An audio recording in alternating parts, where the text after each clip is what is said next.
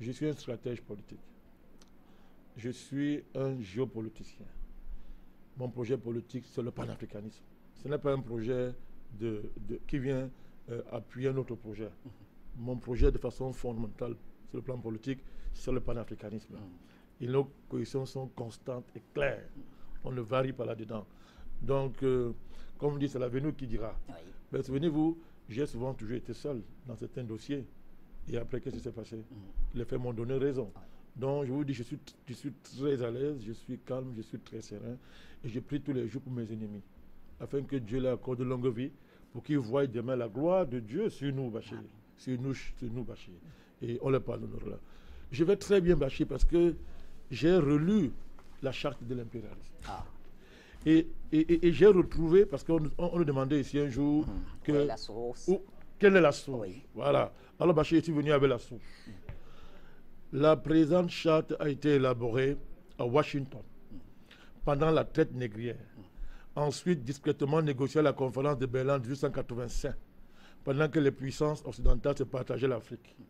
Elle a été renégociée secrètement à Yalta au moment du partage du monde en deux blocs après la Deuxième Guerre mondiale et pendant la création des sociétés des nations, l'ancêtre de l'ONU. Bachir, la source de ce document, je vous le dis, c'est le musée de Tervuren. Tervuren, c'est en Belgique, je crois. Tervuren, c'est en Belgique. Donc nous donnons la source. Si vous allez là-bas, vous allez trouver l'original de ce document. Parce que quand on parle ici, on dit non, il n'y a pas de preuve. Voici la preuve. Donc on donne les sources de l'origine. Là, vraiment, regardez. Article 1, je vais si vous voulez rapidement. La devise de l'impérialisme, c'est gouverner le monde et contrôler les richesses de la planète. Notre politique est de diviser pour mieux régner, dominer, exploiter et piller pour remplir nos banques et faire d'elles les plus puissantes du monde. Article 2 de la charte. Aucun pays du tiers-monde ne constitue un État souverain et indépendant. Article 3. Tout pouvoir dans le tiers-monde émane de nous. Nous les exerçons par la pression sur les dirigeants qui ne sont que nos marionnettes. Aucun organe du tiers-monde ne peut s'en attribuer l'exercice. Tous les pays du tiers-monde sont divisibles et leurs frontières déplaçables selon notre volonté. Le respect de l'intégrité territoriale n'existe pas pour le tiers-monde. On va arrêter de Il y a combien d'articles à peu près? Non, c'est beaucoup. Je survole, appelez-vous. Tout pouvoir et gouvernement établi par nous est légal, légitime et démocratique. Article 6. Mais tout autre pouvoir ou gouvernement qui n'émane pas de nous est illégal, illégitime et dictatorial, quelle que soit sa forme et sa légitimité.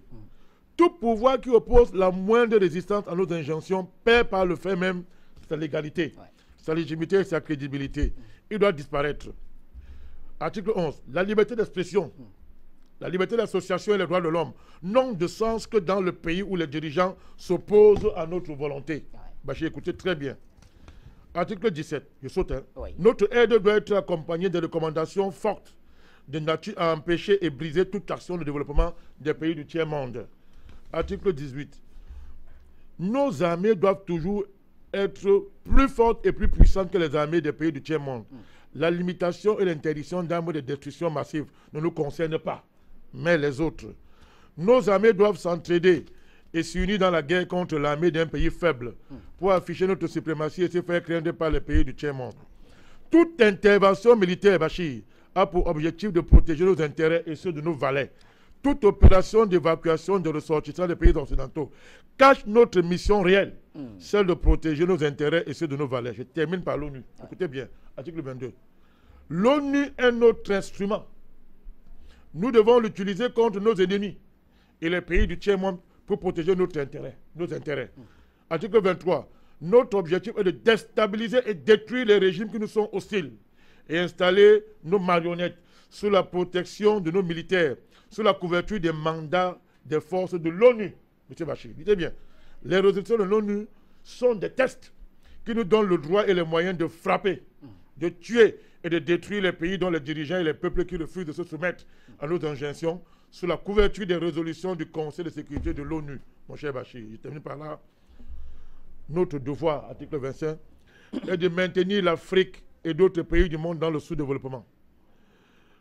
Installer la misère, la division, les guerres, le chaos pour les dominer, les exploiter et les piller, ouvrez vos oreilles, à travers les missions des Nations Unies, mon cher Bachir.